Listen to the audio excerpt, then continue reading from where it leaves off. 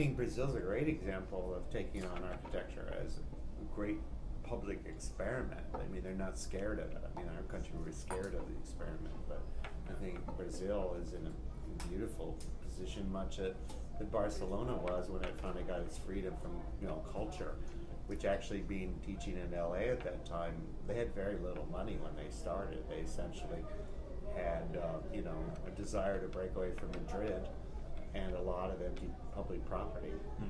But they didn't have a lot of money to begin, and their notion was that, I remember the Mackay, who was, the early architects came to LA and they were talking about how could we had, the principle was there would be no remnant property left.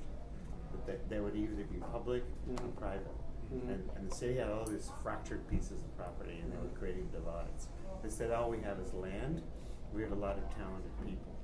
So they took all of those fragments of land and gave it to the design community and said, give it value. That was their agenda.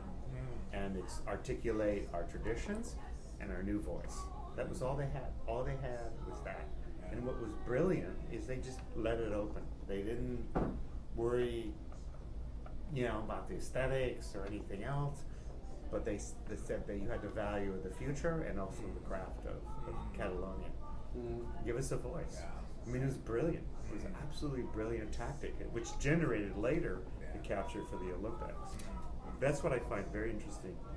And I think it's just something this country could do, but there's just such an undercurrent of concern of what mythology we exist in within our own field. You're modern, postmodernist. I mean, I find it all, my whole thing with my students, where are we? And I went, it doesn't matter, what are we doing? And the nice thing about Parsons is it's not a kind of oligarchic school. I've got fashion that's totally terrorizing us every 3 months. So it's a very different thing than sort of being in a legacy university. The question is, what do we want to say? And I think, again, I found that in Bangkok, I found it in a lot of other places, and they're kind of leading in this discussion. I find this a huge opportunity. So with your students, how do you summarize it for them? Because you have to write the curriculum for every year, for every semester, whatever. How do you summarize it? It doesn't matter where we stand, just make sure it's good, or? Well, a question starts out with not the sort of what's intention. And again, what's voice? What do you value? What do you understand? What are you hearing? How do you position yourself? I mean, every piece of architecture, I like to sort of say, has strings attached to something. It's a great way to deal with history, is there are strings that are connected and there's strings that need to be thought about. The question is intention and quality. It still comes down to whether you're doing your work, or where. Do I still come and value it as something that I have learned from and I want to go back and engage in and continue on? And also understand its relevance, where it fits. If you're doing a developer project, it's a developer project. Do you do that? Yeah.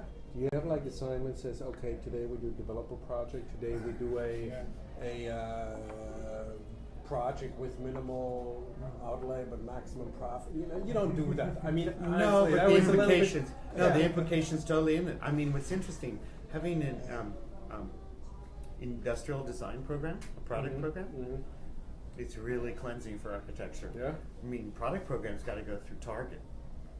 Forget developers. Target goes through 1.2%, and the question of that's great. Can I get 250 million elements out of it? So what's interesting by having the reflections of or digital media, or fashion, or industrial design, we have a lot to learn from that because it's not a giving up, actually. So I've been pushing back to the industrial design people saying, does this all add up? Because they said, well, you're an architect, what do you know? And I said, well, I'm tired of designing closets to put all your junk in. I'd much rather have it contribute to what we're doing, right? And healthcare actually is really interesting, where product, fashion, and the interiors is really becoming a method by which people are monitoring health and so forth. So there's all these opening avenues, given methods to think about architecture. But in some regards, architects are still bricks and mortar, and I think there are other Well, building because they're doing materials. one Yeah, of a definitely. kind, at least they Right, want to believe to right. do one of a Yeah, kind, even it's, though they just repeat whatever there is. We're not doing so many temples for the king of Prussia or whatever. But still one as of a much. kind, you know. Yeah, or Most yeah, cases. or you know, we're doing the building of the ages, you know. Correct. I mean, Right. every project we do. Yeah, Luke Kahn built a library. It is. Even Right. by build a library for whatever. Yeah. So I think from that level to again, are we building something that is useful and contributive? I mean, it's a very interesting thing. It's sort of after sustainability. It's after all these things. It's all very rich. The question is it useful? And I love that the museum thing. It is useful. It's commentary. It's seasonal. It reminds us that things happen, and we forget that.